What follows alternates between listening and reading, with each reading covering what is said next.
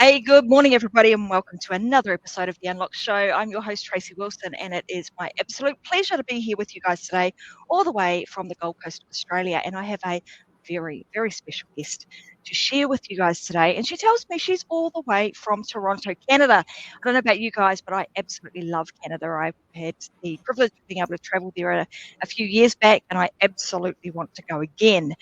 Now, today's show is for you guys who have kind of those people that have got a book that is inside of your head. You're thinking, gosh, I've got so many things that I could share with the world, and I would just dearly love to put them down on paper.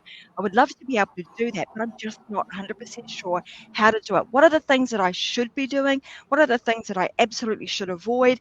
Well, today's show is absolutely for you because my very special guest, Jess, and I'm going to say her name correctly, surname pronounced Kotzer. Am I close? No one's pronounced it like that All right. before. Tell me, how do I say it correctly? Some say Kotzer, so I say go. Kotzer. Kotzer. Well, there you go. See, I totally butchered that because that would be my New Zealand Australian accent kind of coming in, and that's how we would pronounce it here. I would say Kotzer.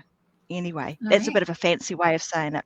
But I want to welcome her to the show because there's a lot of people in my audience that really fit what I have just said. They've got a book sitting inside of them. They're wondering, how the heck do I get all of this information out, put it into a book, and should I go down the path of hiring a publisher or should I self-publish? And I couldn't think of anybody better. She came highly recommended, is Jess, and she's done this many a time. She's written 3 books herself. They're on Amazon. She helps many of her clients in the agency that she runs. She has a real specialty around helping people publish their books and using that for list building and lead generation. So I want to share with you guys today all of her knowledge and her experience so that you too can go away, take all that information out of your head, put it into an amazing book, and use that for lead generation and list building for your business. So welcome to the show, Jess. And I'm not going to say your surname again because I'll butcher it. So I'm just going to say, Jess, welcome to the show. It's great to have you here. Thank you for having me, Tracy. You're most welcome. So hey, let's kind of start with how you started doing all of this. I know it kind of goes back to your, I'm going to say university or your college days is kind of where it all began. So give everybody a bit of an insight into how this has all come about and doing what you're doing now. Yeah, I want to say that my mistakes are probably the most important to learn from, or just as important to learn from compared to my successes. But back in university, I don't think we've really talked about this much, but I had Lyme disease for a decade. And I got really sick when I was traveling Europe. I was on exchange in the Netherlands. And long story short, I became passionate about Lyme disease research. I really nerded out on Lyme disease and started blogging about it. So I never thought I'd be a blogger. I never thought I'd be a marketer. But this was my gateway to writing books. And one of the good things that came from blogging and just learning about marketing as a Lyme disease blogger was that I turned my blog posts into my first book, really. So for anyone who's just like looking at their vision board, I was listening to, I think, Mel Robbins today talking about don't put fancy cars on your vision board if you're sitting in a flat or your mom's basement. Like that just seems so far away. So writing those daily blog posts, by the end of it, it was just like, holy crap, I have this full book. So that's really where I started. I started with the Lyme disease book and blog and coaching. The unfortunate thing is that at some point I really burned out. And it wasn't like I was so burnt out that I had to stop doing anything.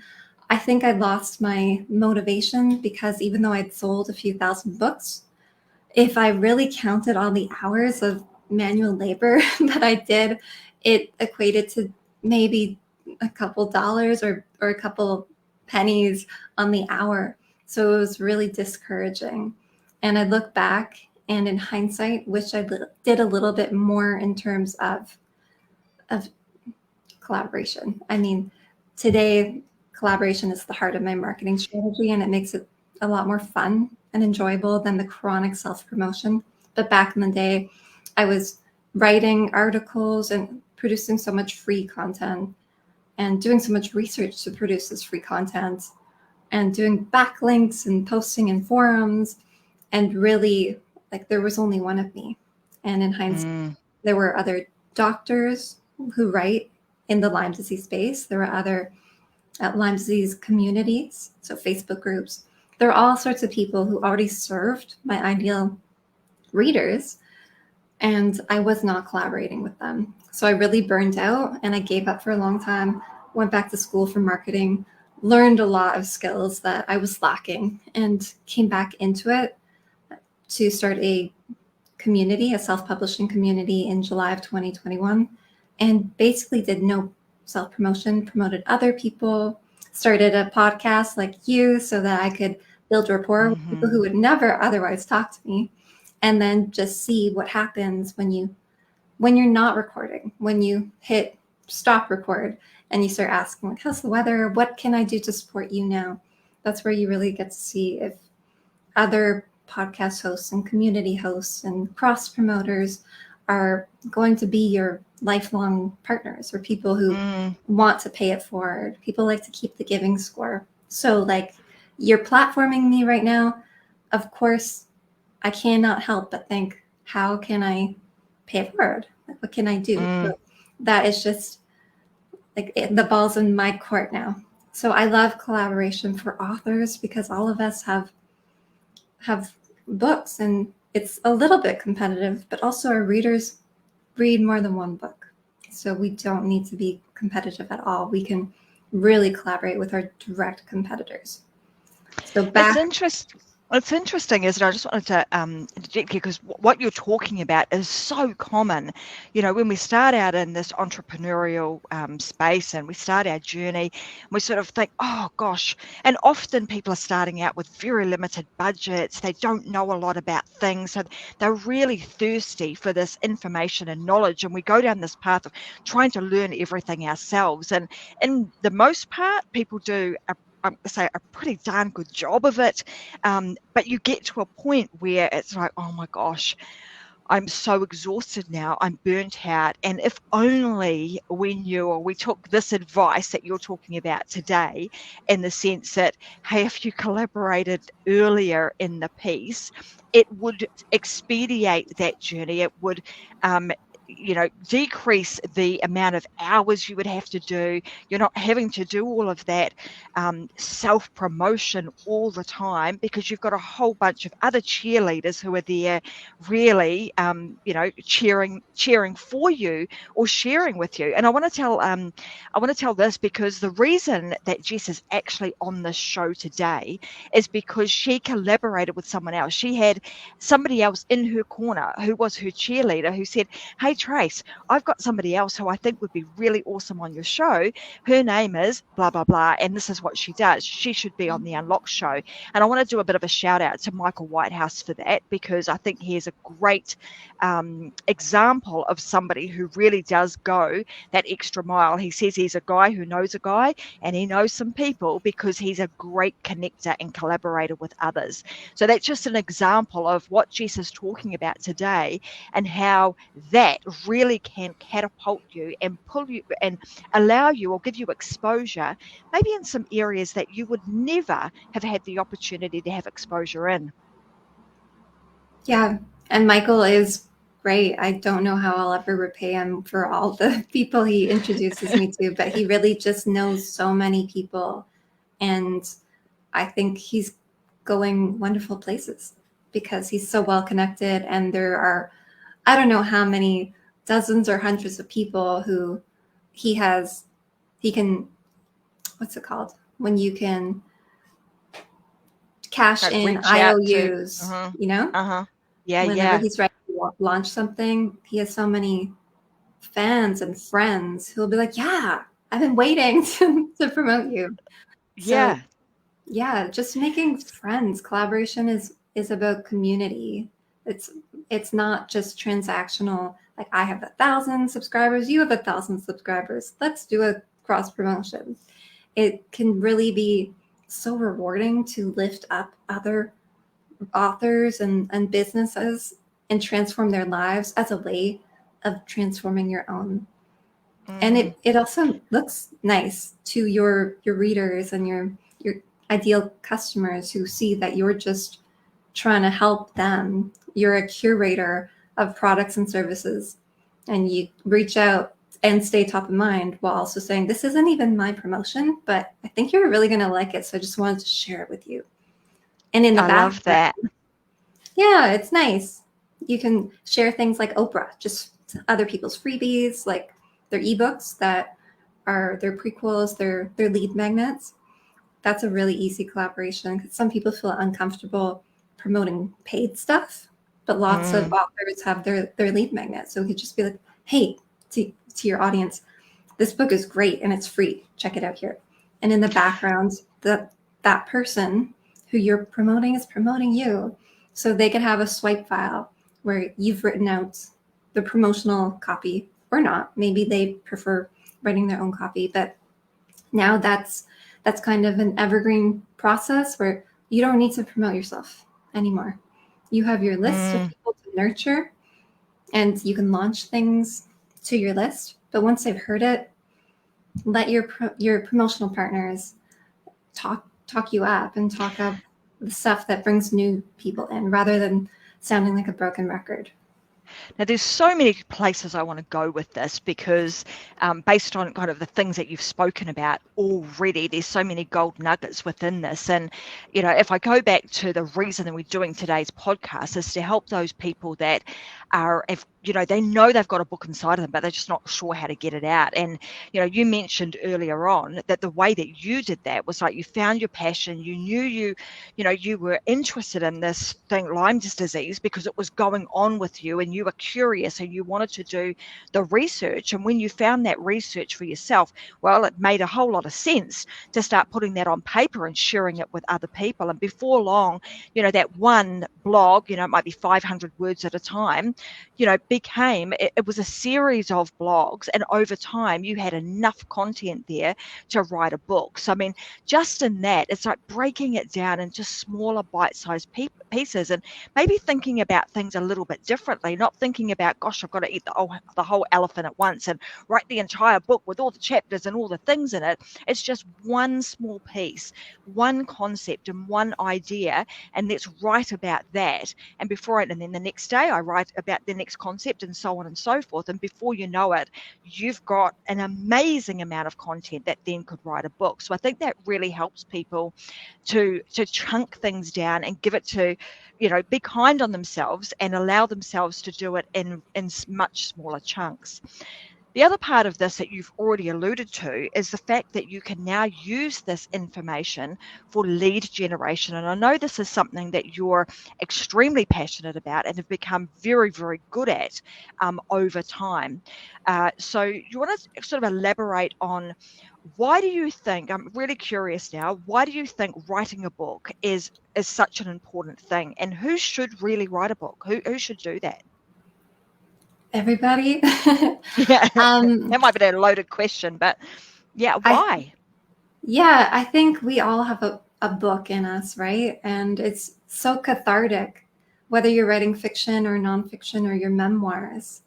And Victoria Anderson, I interviewed last year about memoir writing, and I never realized that we could all write our memoirs. Even fiction writers can write talk about why they're so obsessed with characters who grieve or whatever it is. So really dive into your own pathology or explore your family history. Whatever it is, you have something to share with the world.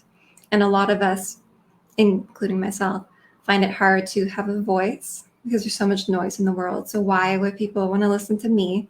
And it's a way to challenge your limiting beliefs and have a voice. So for me, it's really emotional and borderline spiritual to write a book. I am really passionate about this, and you touched on something around sort of that whole family and legacy building, really. And when you're Yeah, writing your own legacy.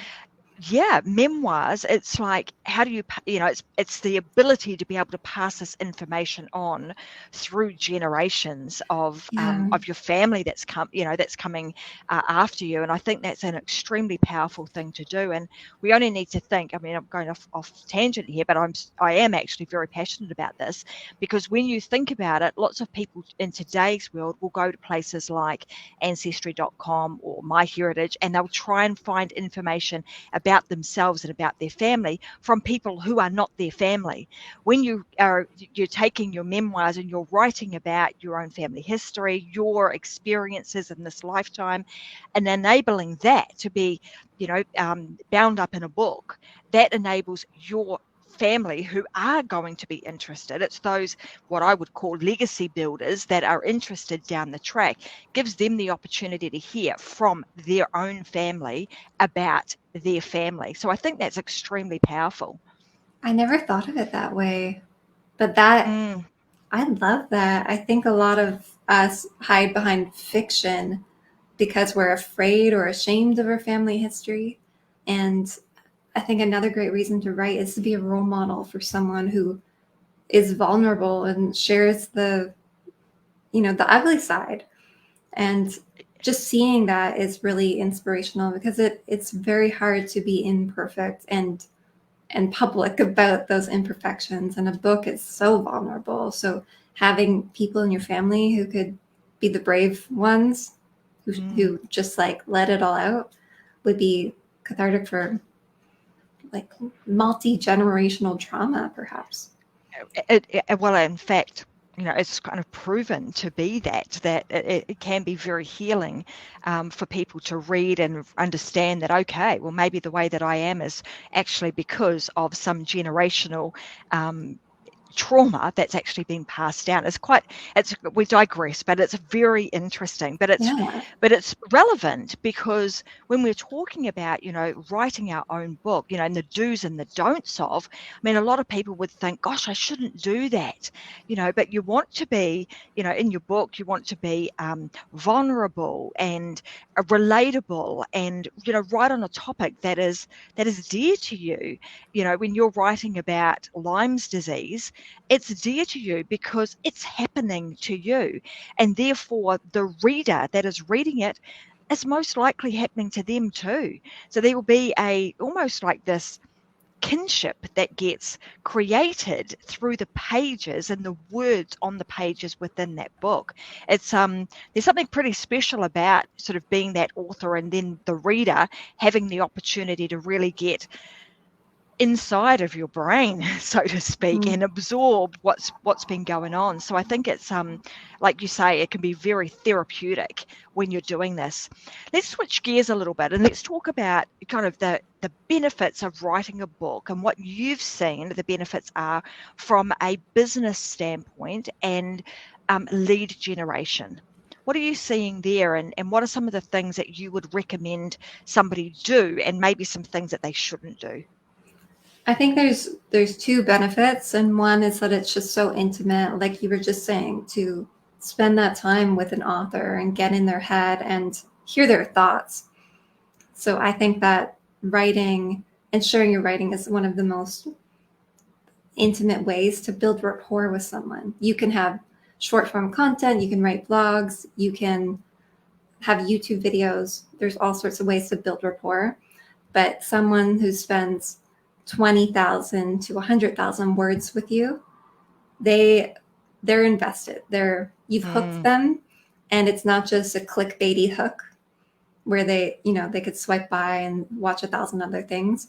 If you have someone's attention for dozens or hundreds of pages, that's a really good sign that they vibe with your message. And then the other thing is, when you have books, these are fantastic, super, super easy lead magnets. So you can put your book on Amazon. You can take advantage of Kindle Unlimited or freebie days, but you can also have a perma freebie book, and that is your ticket to collaboration. And also inviting people onto your list so that you're not asking people for a sale right away. You're asking them to join your party and see if they want to stick around. So it's a really nice way when you pair having that invitation to join your list with actually having something incredible for them to build rapport with you quickly versus having the subscribe now, join my newsletter, whatever that means. We're all so busy and we follow way too many different email lists already. So it needs to really vibe with that person. And this is where the riches are in the niches phrase comes in. And I don't follow this myself. I wish I was better at this, but the more relatable you can be with your lead magnet and your books, the more likely that you'll convince someone to give their information to you. You make such a good point here about the whole attention side of things, because if we think about, I mean, you just need to jump on TikTok, right, and see how many times are you like swiping or just looking at, aimlessly scrolling through things and not really taking stuff in. And I think I heard a statistic, goldfish has an attention span of about 7 seconds, and a human now has less attention span than a goldfish. So if No, you, yeah, I know, it's pretty ridiculous, isn't it? But if you think somebody's taken the time to pick up your book and they're making that conscious effort and conscious decision that this is a topic that I'm interested in, that's the reason I've picked it up, and I'm going to invest X amount of time, whether it's, if they're fast, it might be a day, if they read it over a period of time, it might be a month. You have the opportunity to spend that amount of time with somebody over an extended period of time on a topic that they are actually interested in. And like you say, weaved within that book, there are certain things that you can say, hey, if you'd like more information on this, you can join my programs, you can join my newsletter, all sorts of different things that would then help them to take the next steps. And I know with the books that myself and Vicky Helm have written, we've certainly done that throughout the books. And we've found that those books, when somebody does spend that amount of time with us, before they tend to join any of our programs, they actually know all about them. They are highly qualified, they are interested in that topic, and they're like, we get what you are saying, and that's what we want. And they have the attention span to do well in your program. So it, as great as it is to have 100,000 subscribers or followers, it's a lot better to have people who are really paying attention and they're not just clicking a like button and collecting like freebie hoarders and follow hoarders, whatever you would call them. Yeah. Because it's easy to subscribe on TikTok. I think you can subscribe to hundreds of people in a day and see thousands of videos in a day. But someone who has the attention span, not of a goldfish, and actually reads a book is a really qualified lead. Absolutely. So let's talk about sort of the benefits of self-publishing versus I should go and hire a publisher. Other than, obviously there's the obvious thing of cost, but what are some of the other benefits that you've seen, maybe self-publishing versus getting a company to publish you? Yeah, so I like to silo all the things involved with a book into let's say 6 or 7 categories. We have the actual writing, and within every one of these categories, there's services that you could use. You could hire a ghostwriter or a writing coach. So we have writing. We have editing, where you can hire a developmental editor or a copywriter or a line editor or proofreader. We have design, cover design, formatting. We have distribution and production, because those are sometimes separate, sometimes together. Like Amazon will distribute and produce for you. And we have promotion and marketing. And then we also have business. I'd say that authors really need to treat their books as products for their business. So the bookkeeping and admin stuff, and actually keeping track of of cash flow and all of that stuff that comes with running a business, so that it's not just an expensive hobby. So I like to think of publishing in terms of all of these different divisions, and it's really up to you. Do you want to hire a hybrid publisher who knows this and has people on their team who can help where needed? Or do you have the writing down and the marketing down, but you just can't stand formatting? And you definitely want an editor, but you want to interview your editor and make sure that you're aligned with your editor. I love my editor, and she does her own quirky thing where she does developmental edit, just one go. Then I revise it, give it back for a line edit. And it's like a 3-tier process with one person. So I probably couldn't get that with a hybrid publisher. And I read on Creative Indie, Derek Murphy's website, and I'm just quoting him, so I don't know where I found this statistic. I just found it on Creative Indie's website, but hybrid publishers or trade publishers, not self-published, but trade and hybrid, are publishing on average 12 books for every author. So that's not a great turnaround. So you really need to trust them. And there's some people in the space in hybrid publishing that I really trust, and I would pay them. There are probably a lot more that are not performing well, if not having hundreds of authors sue. I know there's a whole umbrella of publishing companies under Author Solutions that have had so many lawsuits. So really, this is a matter of look at reviews, talk to someone who has actually used that service, because there's a lot of dreamy sales copy out there, and some of the most professional looking websites are really disappointing authors. And there's a lot of nightmare stories that you may have heard with authors spending thousands or tens of thousands of dollars on services that are really fluff and smoke and mirrors. Like when they promise 1 million hits and that directors might see your book just because, in reality, you're in a directory with thousands of other authors. So like maybe they scan a page and your name in tiny fine print is there. That's not really worth paying for. Some hybrid publishers will ask you to buy thousands of copies of your own book. And then that's how authors end up with all these copies in their garage.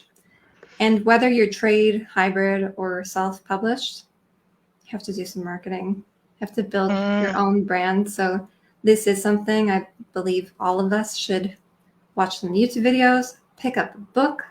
There's fabulous books on, getting your personal MBA just by reading a book or watching some videos or taking free courses. You don't need to go back to school or spend, 4 years learning how to become a marketer. You do need to learn a little bit and then just kind of dive in and experiment and fail fast, as they say in Silicon Valley. Yeah. And you're right, a lot of this is just about once you learn something, you've got to go that next step and actually implement it. So Yes. So this whole concept of like that, we've talked about here in terms of, start out small, get your concept and your idea. What is it that you want it to be? What is it you want to be known for? What's the thing you are going to write about? And in your case, it started out as, writing about Lyme's disease and doing that through blogging, and then collating all of that and saying, what here is book worthy? What components of what I've written so far would actually make a really good guts of a book? And then thinking through what's the process. I just want to reiterate those: the writing component, the editing, the design, the distribution and production, the promotion and the marketing, and then the actual business side of things. And I think if I kind of take that and I flip it on its head and we start with the business side of things and we think about it from that perspective, is why am I writing a book in the first instance? What's my purpose here? And if your purpose is, if it was for family, it is so that my family gets to read it. Then some of the other stuff, the way in which you do the writing, the editing, even the design and the distribution and production all gets done quite differently depending on what's the purpose of that book and what are you wanting to achieve from that. And then from a business perspective, if it is for lead generation, then we're thinking about that. Who is our avatar? What are they interested in? What would they like to read about? What's really important to them? What of my hiccups and my things that haven't gone so well could I pull out and actually be a bit vulnerable and share with them, because all of those little flaws and those challenges that we've faced enable somebody to read it and go, gosh, they might resonate with that. That's me. And it gives them the impetus to keep moving forward and enables them to start doing their own thing. Now, if we kind of think about kind of this whole book writing side of things, maybe we can give some people some tips on what I'm hearing a lot of people say is, where's the best place for me to find an editor? Or where's the best place that I could go to get some design done? Because maybe that's something that I'm not very good at. I can write, but I'm terrible at the design. So where are some of your top places that you would recommend somebody go if they're self-publishing to find good quality people?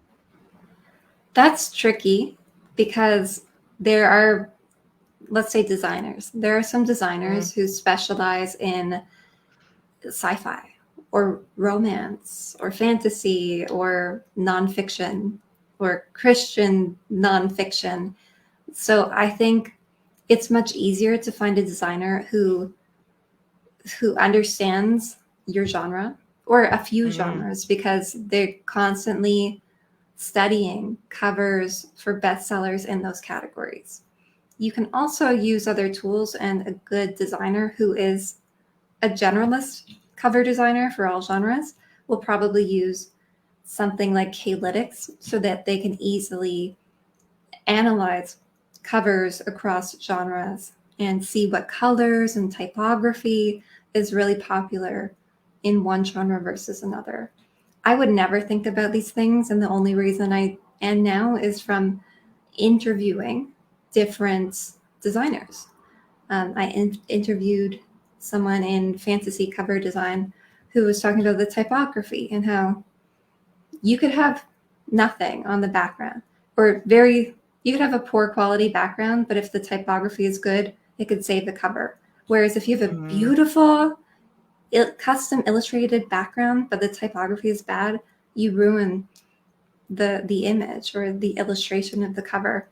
So I think really it depends on your genre, and socialize. Ask other authors their experiences. There's Facebook groups, there's communities where you can look for reviews. So I would say don't just go on Fiverr. You can, and there's people that review. Some Fiverr freelancers have hundreds of reviews, so that's a good sign. But it's a really good sign when you talk to someone else in your genre and they're like, I love this person.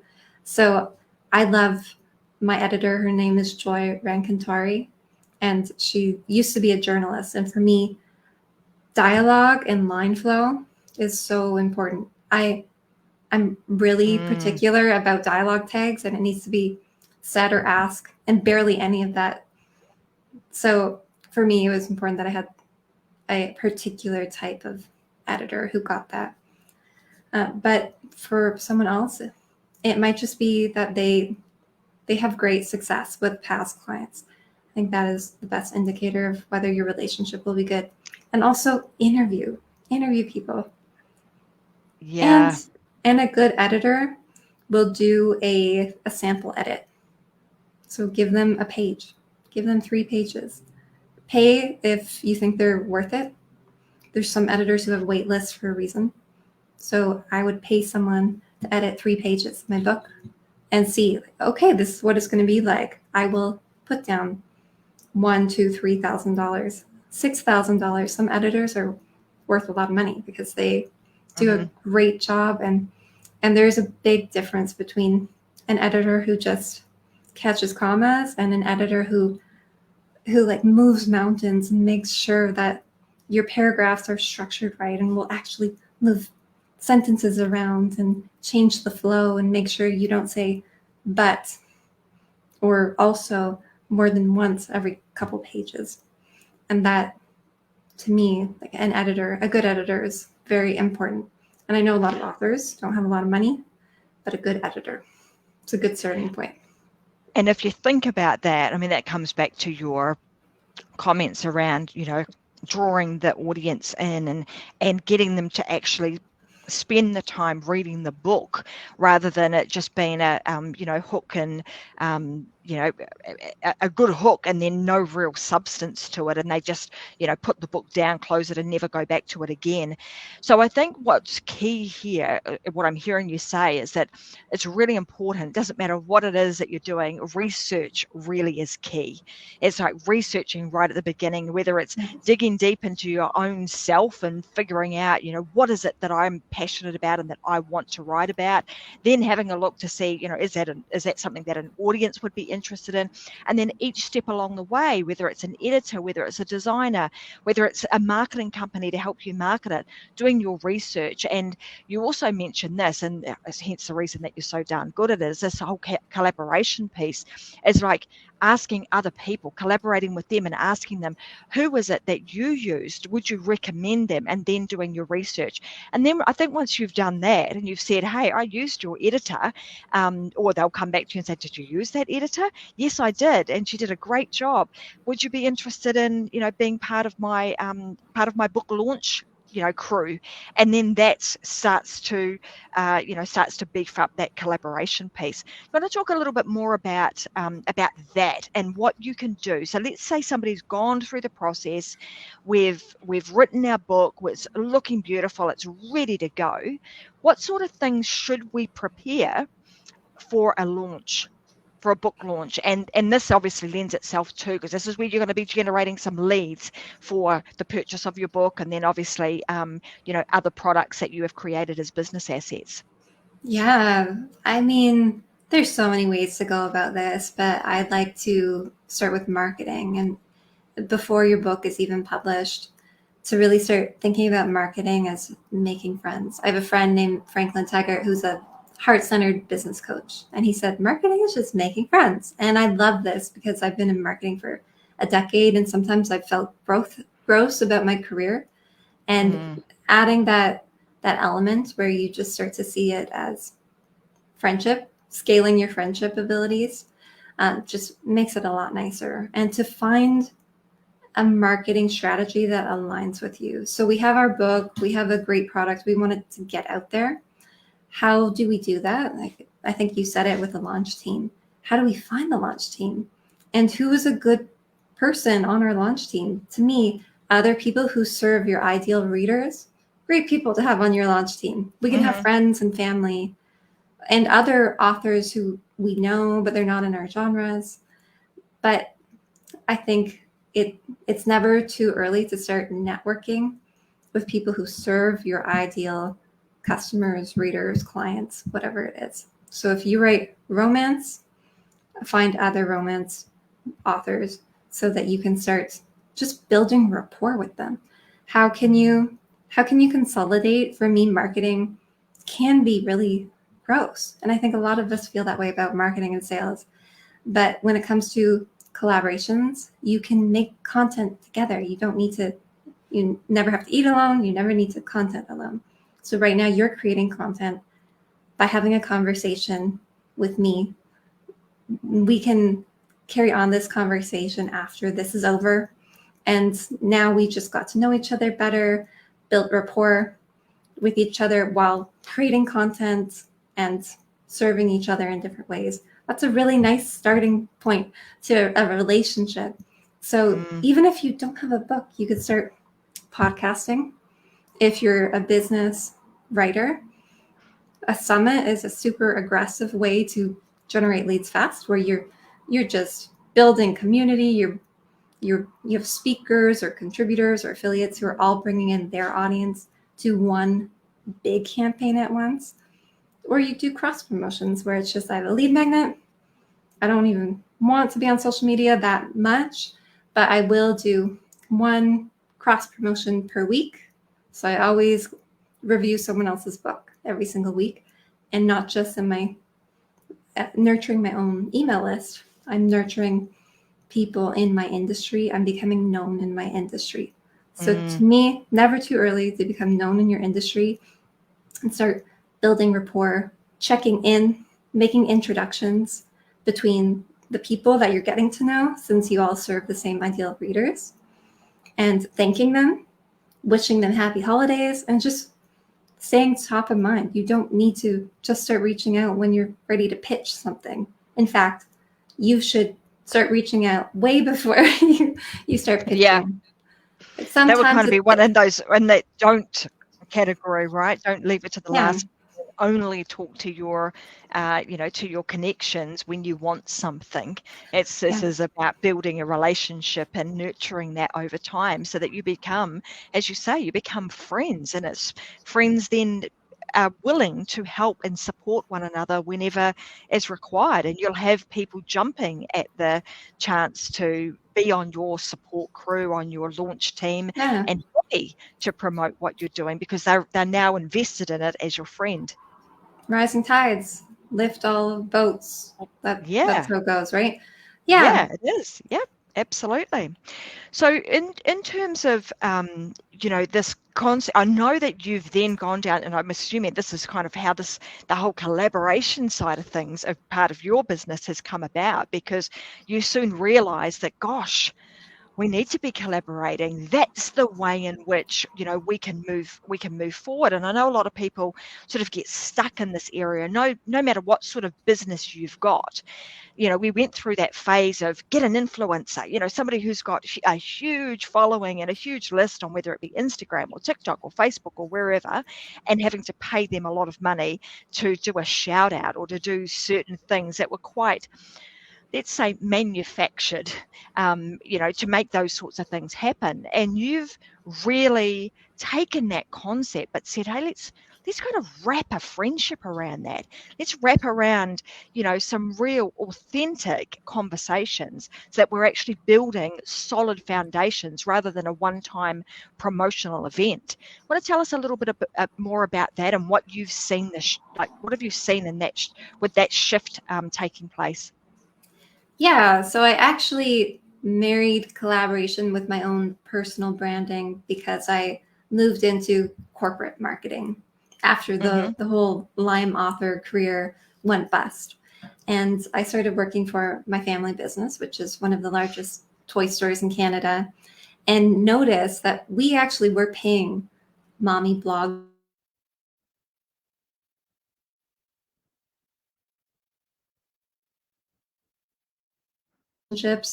did not lead to results. And we're a large company, but we're also lean. And during, the pandemic and all the things that happened, and just trying to pivot in a crazy economy, we still needed to be prudent with our budget. And I found that collaborations with brands of similar sizes, and a lot of charities in our case, just led to more people and organizations wanting to get involved. So we would have a Toys for Tots charity donation bin in our store. Then the local radio and news station want to just talk about it because it's something that all of our audiences just are aligned on. We all serve local moms, right? And it was just a really rewarding way to spend our marketing energy. And it just, we had ads work great. And then we had the mommy bloggers and these transactional relationships that just kind of fell short. And then we had the more reciprocal relationships with collaboration. And I thought, okay, I'm going to try this and build my own brand from scratch, which was in July of 2021 when I started building an author community. And I just put a lead magnet up, and it was really easy because it was just a weekly Zoom event, which is still going on every single week now. And yeah, so it was an easy lead magnet to put up. And I started thinking about how I can collaborate in the online space. Who else serves my ideal audience, which was authors? who else is actively marketing and not just talking about themselves. So like podcasters are the best because they are platforming other people. They know all these other people and they get it. Like podcasters are with it when it comes to collaboration. So who else is platforming other people? Who else is talking about other things besides themselves? Because the me show gets boring, and people who just chronically self-promote probably not going to be good collab buddies. And I was also looking at who else has lead magnets. So not just book a discovery call, because you cannot collect upwards of hundreds of emails with a book of discovery call to action. So who else has a lead magnet that can collect upwards of hundreds of emails at a time?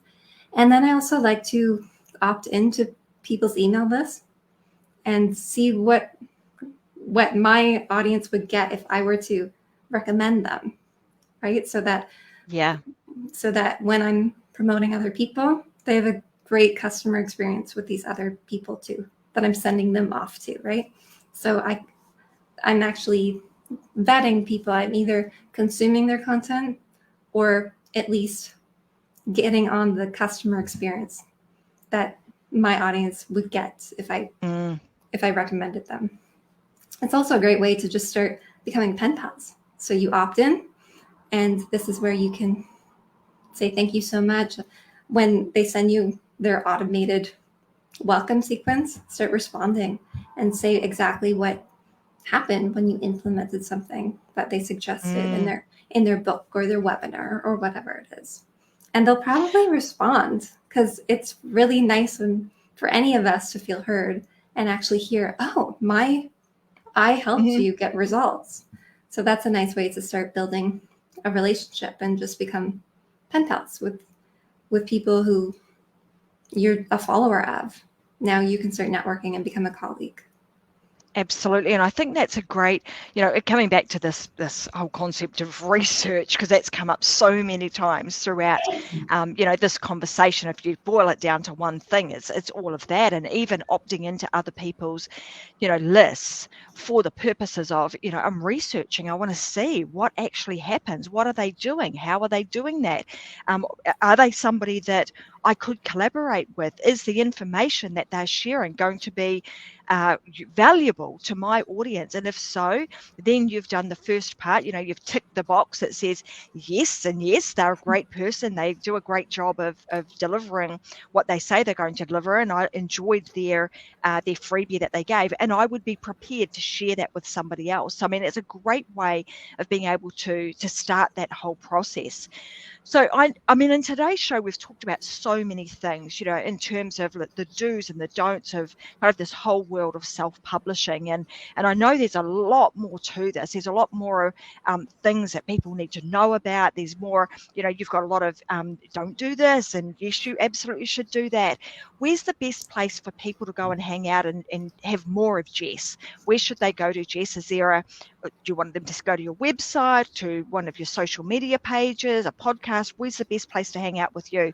Not to mention you have that collaboration connection every week. I do. So I have the weekly. It's Mondays at 8 p.m. Eastern, and that it's a really loosey-goosey, fun group of dedicated authors who meet up and hang out in breakout rooms. It's really informal and lovely. And I also have an event coming up from January 24th to 27th called Sell Books with Collabs. And it's a 4-day event for authors to hang out and network, do some social learning. Michael Whitehouse is one of my speakers. And there's not a lot of speakers. We're all hanging out in Zoom. We're networking. We're in breakout rooms. We're getting to know each other. And the point is to find your collab besties. And if you don't find them in every single breakout room, because there's nonfiction, there's fiction writers, then you're still meeting a bunch of people who are learning to get into a collaborative mindset where, okay, so I love you, but you're a Christian fiction writer and I write satire. We're not good collab buddies, but I met another Christian fiction writer in the other breakout room. I'm going to connect you. And those two people are now thinking, who can I connect Jess to? So it's going to be, I'm super excited about it. just to get authors collaborating and meeting everybody in the publishing community. So that is in January, and it's going to be great. And so if somebody wanted to join that, where do they go? What's the That's best a good place that they can, we're not there yet, or they could connect with you on maybe on social media, and when the time comes for that those registrations are out, then you can let them know. You can join the wait list at sellwithcollabs.com. Collabs like collaboration. Sellwithcollabs.com. Okay, let me just pop this up on the screen and you tell me if I've got this right. So is this correct? Sellwithcollabs.com.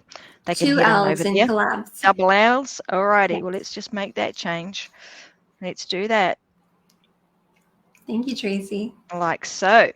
All right, let's save that. So there you go, guys. So sellwithcollabs.com is where you can go to get on that waiting list. And that way you can go and collaborate with a bunch of other authors and find your collaboration buddies. Because when it's time for you to take all of that concept out of your head, which should be today, by the way, if you're not, and the ways that you can do it, we've shared some of these, podcasting, or even just picking up a microphone. Do you have to go live like we do, on and sharing everything on social media initially? No, you don't. You could simply pick up your phone and just start recording your thoughts.